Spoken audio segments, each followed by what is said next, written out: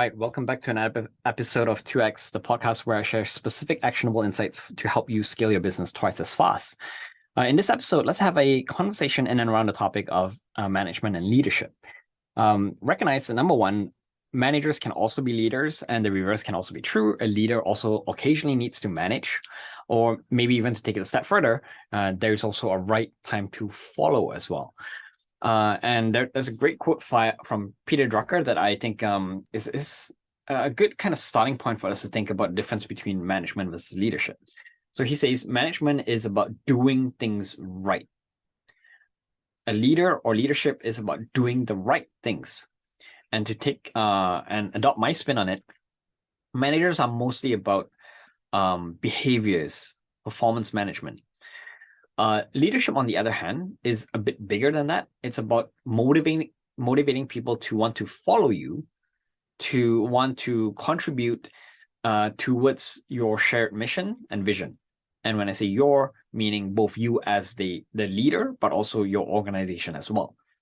So in some cases, you may want to manage certain behaviors, but you also don't want to overmanage. That's where you get into the category of micromanaging, where you're telling people exactly what to do, how to do it. So just keep that in mind as you think about the two terms. So I want to share some lessons that I've personally learned, both about leadership and management. And then we'll go into some specific topics on both leadership and management. So some lessons that I've learned is, number one, it's really, really important for you to externalize your beliefs, because everything that you say and you do has to be consistent with what you believe. People will only know what you believe if you say and do the things that you actually believe, right? If you just wish for people to change behavior, that isn't enough. So you need to lead by example. And one example I can think of here is to kind of create an environment where my team was more receptive to receiving feedback. What I would do is, back in one of the organizations I used to work for, is I would actually have monthly 30-minute feedback sessions. And these were feedback sessions not to give my employee feedbacks, but actually to solicit feedback for myself. So I would ask my team to sit down with me, different members. I'd do it as a one-on-one, and I'd get people to give me feedback about how am I doing as a manager. And what I found is that created that environment where people would be more willing and more interested in proactively looking and soliciting feedback for improvement for themselves. And it made it easy and comfortable for people to have this discussion in a respectful and in a conductive way, where they would actually take something actionable out of it and try to apply it to improve themselves. So, believing certain things are not enough. You need to actually lead by example and do and say the things that you're asking your employees of. So that's one lesson. Another one that I like to think of is the difference between authority and respect. They both sound very similar, but if you have authority, you are able to get people to do things that they don't enjoy doing, and people will do it for you, but it's not because they want to do it for you. They do it because they fear the repercussions, right? If you instead command respect, it may still be something that someone doesn't enjoy, but people will want to do it for you, even if they don't enjoy it, because they want to earn your respect or approval. So consider how you can build up that level of respect and get people to want to earn that respect, as opposed to just purely coming down with the hammer and exuding authority over the other party. Make sense? All right, let's shift gears a bit. Let's talk a bit about how to keep people motivated, both on motivating people to join you, but also keeping people motivated so that they're engaged, well-performing, and also reducing that sort of churn or improving retention.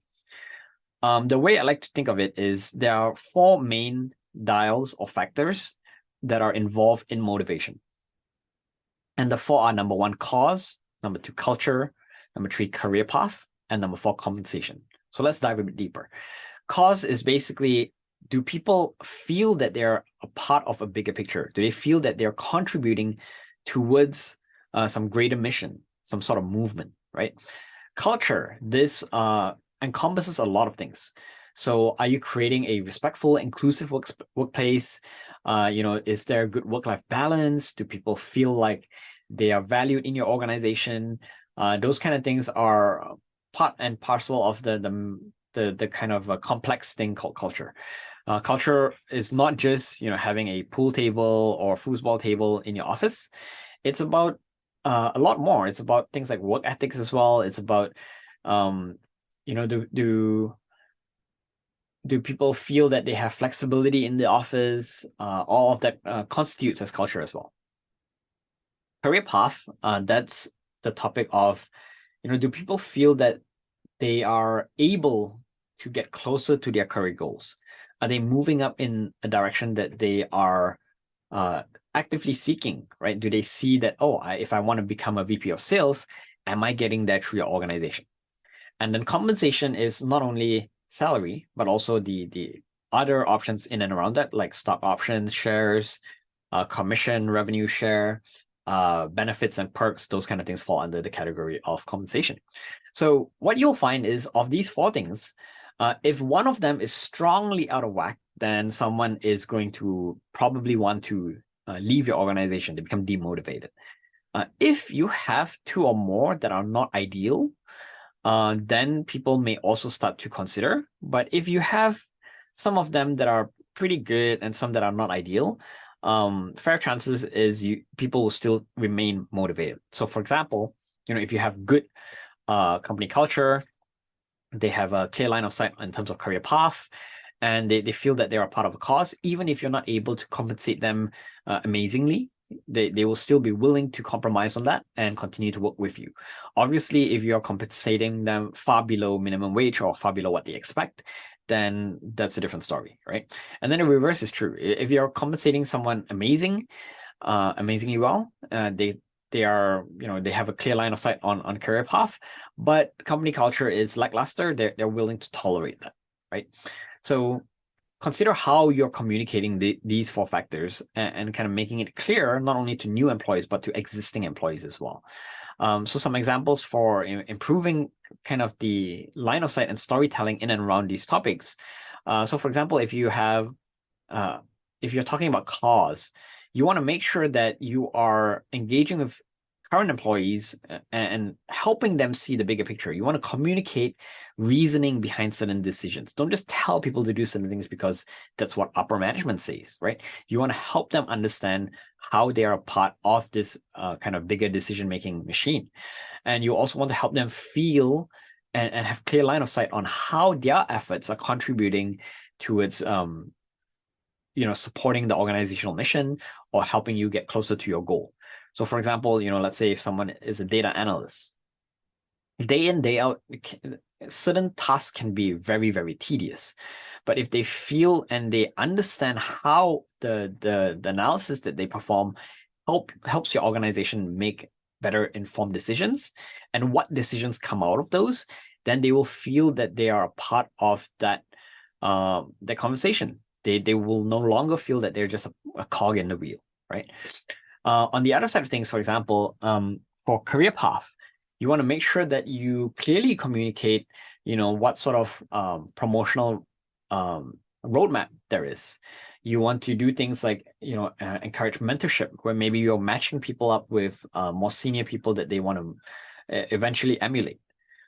You want to encourage continual learning, right? You want to help people improve their skills. You want to give them courses, resources, tools, and related to that, it's the form of helping them feel that they're mastering something, that they're getting better, becoming the best in their category at that trade. So very closely related to these 4 dials of motivation, I want to hone in a bit more on understanding how money plays a role in motivation and actually how it can actually be detrimental in some ways. So there's this great TED Talk by Dan Pink. It's titled The Puzzle of Motivation. Check it out. And there he talks a lot about a lot of research in and around compensation, monetary compensation, but also commission-oriented compensation. And the research generally finds is that when you give people commission, or if you reward people with more money for doing certain tasks, it's kind of like putting a blinders on a horse, right? They will want to do more so that they can get more money. So it's helpful for simple tasks where you just focus on efficiency, where you want people to do more of the same thing more quickly, right? Then monetary helps. But if people need to do problem solving, which is mostly what's typically involved in a lot of jobs nowadays, if people need to solve problems, if they need to deal with uncertainty, then they actually find that commission or purely monetary compensation tends to stifle creativity. So what works instead then? How can you motivate people to be more creative, to solve things in a different way? He shares these three things. So mastery, we've talked a bit about that, getting people to feel that they are getting better, making progress at something. Autonomy, so giving people the freedom to experiment, to try different things, not micromanaging. And then lastly, purpose, right? We've talked a lot about purpose. So do people feel that they are, contributing towards that purpose? So consider how you can explore that, if you're depending on the kind of person that you're managing and what they have to do. So yeah, those are some things to think about as we think about motivation. I want to lastly wrap this up with a mindset shift that Simon Sinek talks a lot about in his infinity game approach. And what I really like about this is Simon Sinek, he will emphasize that a lot of things are long-term. And in some cases, trying to break business goals down into monthly or quarterly or even yearly, it may be inappropriate. And you want to instead focus on trending behaviors. So not to say that metrics and goals are not important, but it's more important to look at the trend and look at the underlying behaviors that support that trend. And by focusing on that, you will tend to find that you will grow a lot more healthily because, number one, people are doing things in the right way, and they are more willing to stay around for a much longer period of time as well. So the example he gives is, if you have a sales team A, great performing team, always exceeding their targets, but they're doing a lot of things that are questionable. So they're very pushy. Maybe they're stealing sales. Maybe internally the team is constantly competing in a very unhealthy way. Then maybe that's problematic, right? And you have sales team B. They are doing okay. There are some months where they exceed targets, some months where maybe they miss target by a little bit. Not to say that they're underperforming, but let's say if you're looking at both of these teams in a specific month, let's say sales team A in this month exceeded their target, sales team B fell short. And if you purely reward sales team A and you don't consider that sales team B is exhibiting much better behavior, where they're, very supportive of each other, they're not pushy with sales, they're not manipulative. And if you only reward sales team A, then it actually sends a signal, and you need to understand, different decisions will affect perception, right? So it sends a signal that these behaviors are tolerable as long as you hit the goals. Basically, you're saying that I just want you to achieve this outcome in any way possible, regardless of how you do it. And that sort of rewarding behavior tends to actually destroy company culture and also really communicate that you are not authentic to your values. So not only is target hitting important, but you want to make sure that you are rewarding the right behaviors, not purely looking at the numbers. Make sense?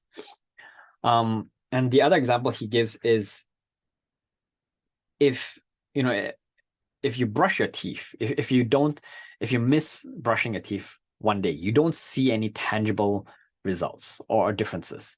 But if you stop brushing your teeth for a whole month, that's going to become serious, right? So certain things you don't see over time. So you want to make sure that you are rewarding the right behaviors, because you know those behaviors will actually help you trend in the right direction. Make sense? So that's it in and around the topic of motivation. Actually, there's one more. I'm going to throw one more in there. And this is actually quite a valuable one too. Is by Dale Carnegie. He talks about you want to do unto others what they would like done unto themselves. And the main takeaway here is not, you don't want to do to people what you want done to yourself. And this is very much aligned with a recent book that I read, The 5 Love Languages by Gary Chapman. And here he talks about, to help you understand why this is important, different people are motivated by different things. So for example, in Gary Chapman's book specifically, it's more about romance and love, but some people feel like they are loved when they receive words of affirmation. And some people, on the other hand, they like to have a visual reminder of that love. So they like gifts, right? Some people like quality time. Some people want to feel that you're doing something for them, acts of services, right? That you're willing to sacrifice your time to, let's say, wash the car, those kind of things. And that's an expression of love. So the same goes for managing people as well. If you yourself like to be praised and you praise your team members, that may not be enough to motivate them, if depending on who they are, if they prefer or care more about something else. If they want to feel like they're valued by seeing gifts, if they really get motivated by gifts, then you want to give them those gifts.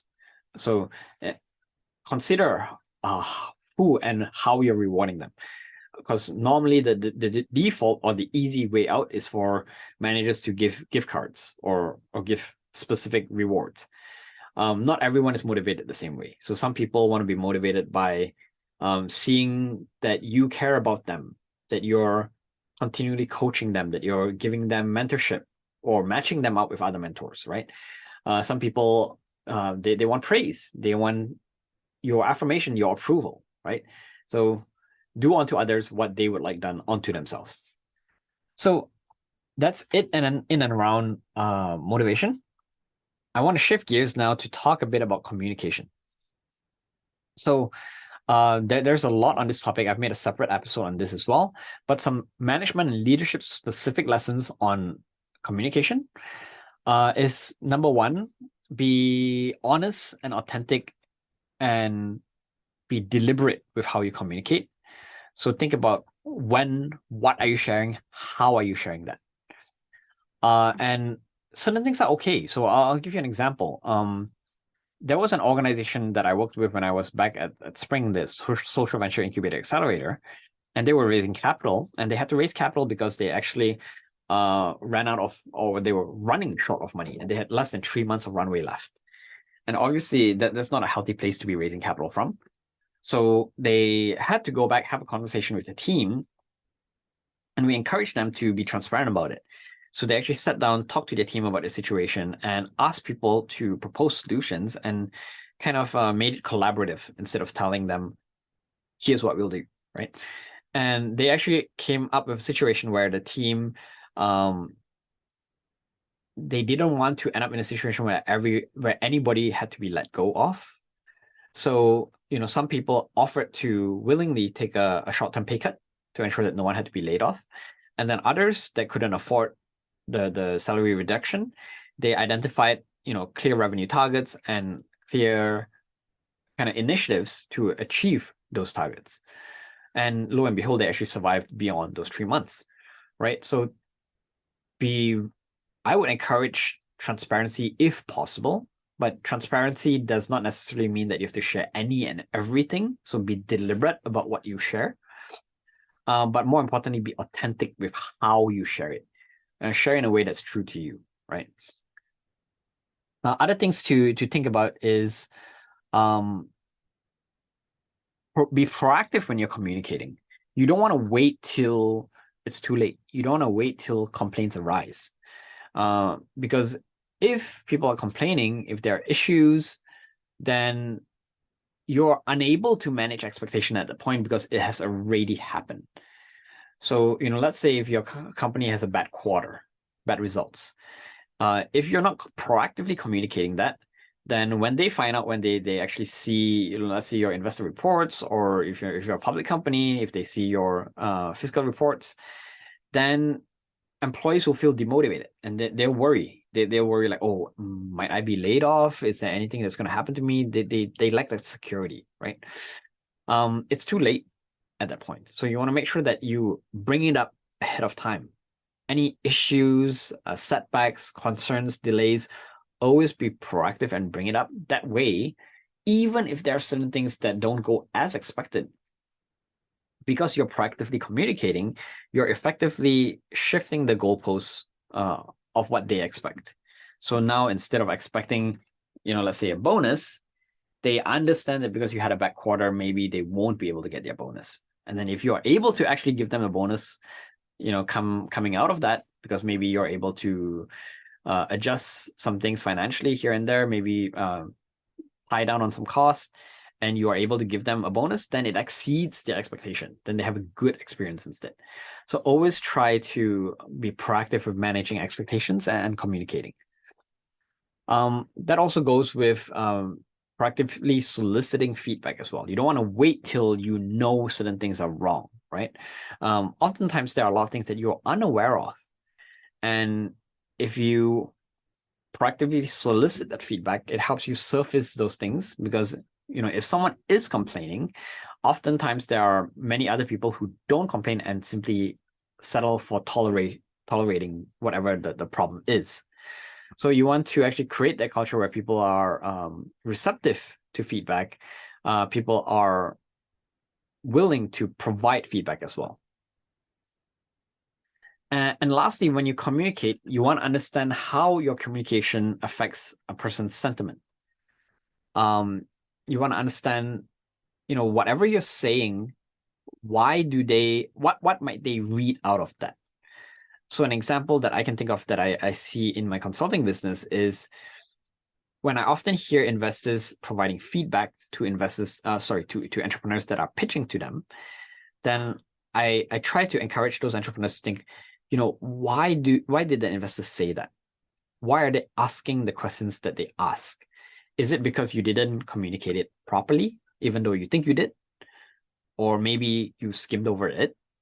Or maybe you didn't place enough emphasis and pause enough on the topic? Or maybe they are trying to validate their perception of you, of what you said. Maybe they don't believe it. Maybe they think you're wrong. So try to understand sentiment as you think about what you're going to be communicating, because it may affect a lot of people. And personally, I'd say this is my weak point. I tend to speak faster than I think. And oftentimes it's created situations where I don't intend to mean something, but it gets read the wrong way. So be mindful of that. So yeah, those are some quick tips in and around communication. Other high-level tips are, if you're coaching someone, instead of using the word but, say and. So be mindful of that. When you say but, if you say like, hey, you had an amazing quarter, but then what happens is it discredits everything that comes before the but, right?